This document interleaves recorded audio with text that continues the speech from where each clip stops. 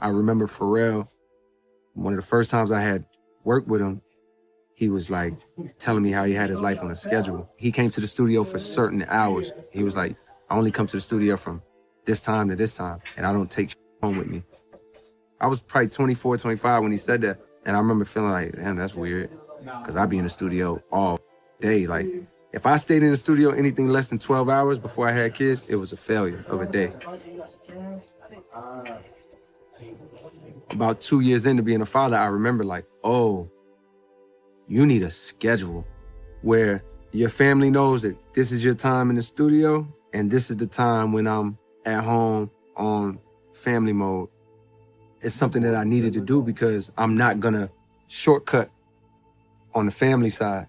So I put the studio in the house for that reason. It's like, I love being able to work knowing my family is right upstairs. I'm not heartbroken at this point in my life. I feel grateful every day. I wake up, I look around, look at my kids, they healthy. Me and my daughter talk. Like, I told her to get in the car the other day because she was asking 1,000 questions and we had to leave for school. And I got in the car and then like I'm faced this way. I'm just painting a picture of how healthy my children are at this present time. So we drive it and then I just hear a little voice, Dad. I turn around, she said, I didn't like when you told me to get in the car the way you told me. He's 6. It hurt my feelings. And I was like, that's the most beautiful thing you've ever said to me. I had a mixtape called A Warm Up. At that time, I was trying to get a deal. I felt like I was this close to getting a deal with somebody just because my music was good and I had like a little bit of connections to the industry, but I had just graduated college. I was broke. I was like struggling to pay my rent. I ain't had no job. And I was kind of being complacent because I had crazy music and I was kind of chilling, like as if that was good enough to get me to where I needed to go. Yeah. And I had a realization. One time I'm in a party, I'm drunk and I'm high. So I had to leave the party and go to the backyard. So I'm back there paranoid, like, oh my God, like life is on me.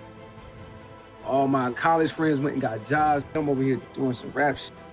And these walk in the backyard, just come find me. Like, yo, we want to holler at you right quick. Bro, it turned into an intervention. These was like, hey, bro, what you doing? You say you want to do this music, but like all you doing is really just like hanging out, partying. Mind you, one part of me is like, the f are you talking about? But when they was talking, bro, I swear to God, I sobered up quickly. It was almost like I was on the stage. Literally, after that, I thought about basketball. Why I ain't making it basketball? Nigga, I love to play.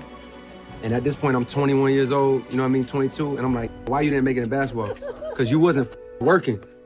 You thought you'd be outside dribbling the ball, doing something, when really was in the gym with trainers, like putting in work, shooting 1,000 shots a day. And your dumb ass over there thinking you doing something, mimicking Iverson.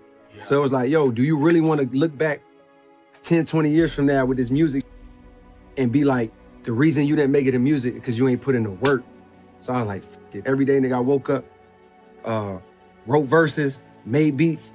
So all that to say, the off season was like the same concept. Like, one more time before I leave, like fulfilled in this game, let me try to reach new heights from a skill level standpoint. Remember I told you about the 7-minute drill? Mm-hmm. Like, I put myself through drills. I really try to work on my craft to like just reach new heights and push myself. So that's why I call it off season. I know that was a long answer, but yeah. Now that I'm back on it, I realize that some of the same stuff that I didn't like about it before, not because of other people, but because of myself. Things that I see and make me feel a certain type of way, boom, boom. I noticed that like the break didn't do anything. It's still there. It's still there. So I realized that, you know, there's things that I beat in my life, like things that I had to like overcome just to like be a better person for myself. Like, yo, I don't like the fact that I'm doing this. Let me stop doing it. But guess what? It's not just as easy as like, oh, let me stop. No, it's hard. You know what I mean? And those things I attack head on, like putting myself in situations where it's like, let's say drinking, right? I just stop drinking. It's not that I won't drink. Like if it's your birthday, I do it. It's not like, no, I just don't drink. But I noticed I was at a point in my life where it's like, I felt like I had to. Like whenever I was going out, it was just natural. Oh, just let me get a drink. Let me get a drink. We on tour every day. Let's get a drink. Which seemed inconsequential to me, right? But then I started to notice around the time I was like, yo, what am I doing this for? Like, why am I doing this? And then tracing back all the things in my life, that where did it start, where my childhood, where did it come from? And I was like, let me stop doing it. I really learned that, you know, kids do not forget, you know what I'm saying? And how they look at you when you're young. They'll never forget that. Like, it'll take 30 years later, they will never forget it. You know what I'm saying? So you just got to be real careful. I remember the driver was driving me to my nephew's graduation, and I was really tired. I think I came from shooting a video in LA somewhere. I came back to New York. I flew from LA to come to New York to go to his graduation, to fly back out to do a date. I was gonna do a rehearsal, fly back in for my other nephew's graduation, then fly back out to do the show that night. That's crazy. So I flies in, I'm exhausted. Ask the guy, I say, ask the guy, like, you know where you're going, right?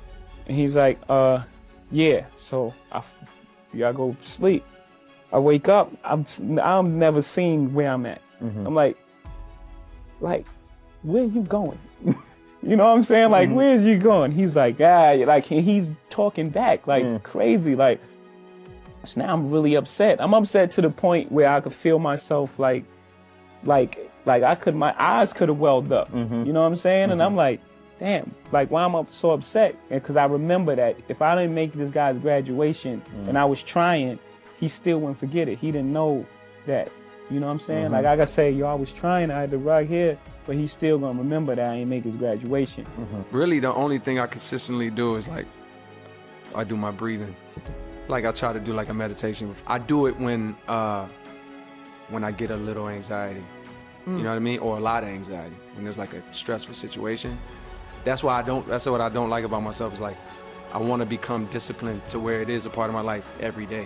When things are like good or things are like a little stressful. So like, I haven't done an interview in mad long. So like, before I come up here, I'm feeling like, I'm excited, but it's also like, oh, it's a little nerves. Like, it would feel like before I go on a big show or something. I basically state my intentions and like ask for like guidance. Like, yo, I know these words, these people paid hard-earned money to come to this show. Let me nail everything. Let me try things I haven't done before. That's a prayer. Like, I'm asking for like guidance and like help in that area. The meditation for me is more like being present. I'm not trying to think anything. I'm not praying about anything. I'm just still observing. So if my mind is racing, and it might be nerves, or it might be there's a bill due, or it might be this is happening in the family, I'm noticing it, and I'm trying to let it go, but also not fight it. Bring my attention back to like my breathing, something that's currently happening. The sound of that fan. I just listen and try to like focus on that. And what you'll notice is like my mind will start going to something else. Like, and I'll start thinking about that. And I might go on a 30-second trip on that thought.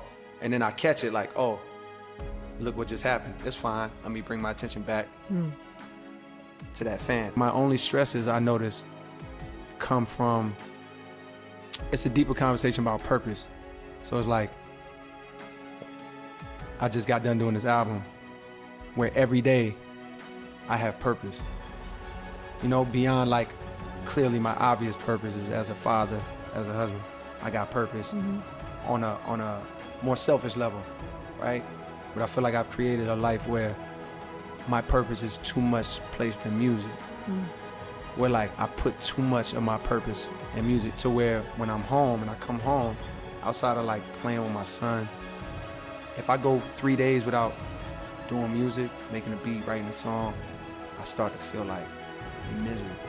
And I feel like it's because I haven't found purpose or placed purpose in other things. I don't care if it's taking out the garbage.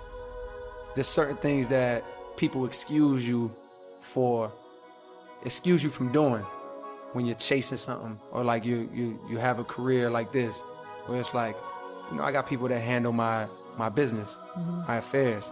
I was with Kevin Hart when we were shooting the video. This dude is approving all his invoices, looking over all his checks, breaking down the budgets to me, and it's just like, in that one act, there's so much purpose. He's decided that this is important to me because it's feeding my family. I remember a time when I couldn't get these checks, so I want to make sure that every dollar that I'm owed is coming to me. I'm assuming, I'm just putting words in your mouth. But regardless, there's purpose behind that act, right?